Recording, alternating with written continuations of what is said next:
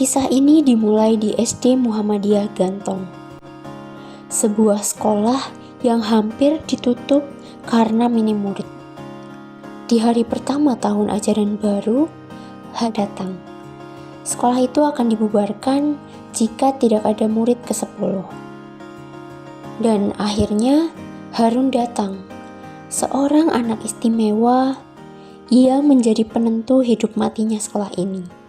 Kisah ini dimulai di SD Muhammadiyah Gantong, sebuah sekolah yang hampir ditutup karena minim murid. Di hari pertama tahun ajaran baru, hanya ada 9 anak yang datang. Sekolah itu akan dibubarkan jika tidak ada murid ke-10. Dan akhirnya Harun datang, seorang anak istimewa. Ia menjadi penentu hidup matinya sekolah ini.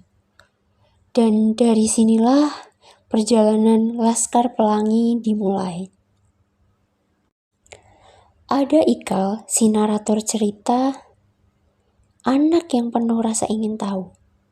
Ada Lintang, anak jenius yang tinggal jauh di pesisir, harus mengayuh sepeda lebih dari 40 km setiap harinya. Ada Mahar, seniman eksentrik penuh imajinasi, Sahara yang tegas, Akiyong yang polos, Borek si tukang otot, Kucai sang orator, dan Trapani yang sangat menyayangi ibunya.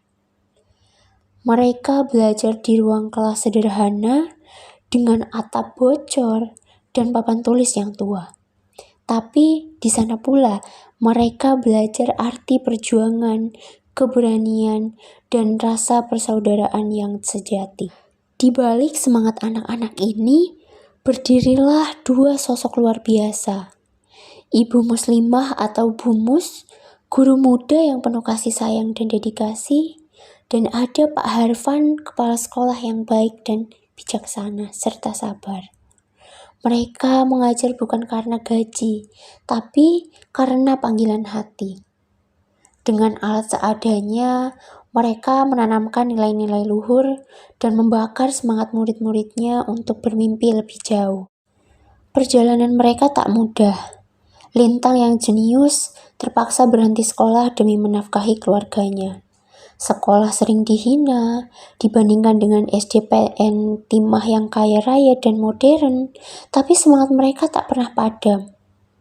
Mahar dengan ide gilanya membawa SD Muhammadiyah menang dalam lomba seni melawan sekolah-sekolah elit.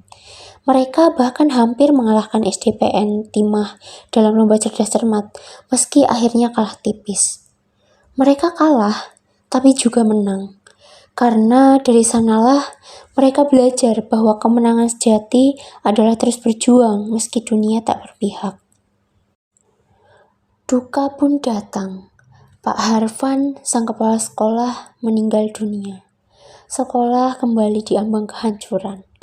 Lintang pergi tanpa pamit meninggalkan ruang kosong di hati sahabat-sahabatnya. Namun, kehidupan terus berjalan. Pelajaran yang ditanamkan tak hilang, ia tumbuh dalam diri mereka.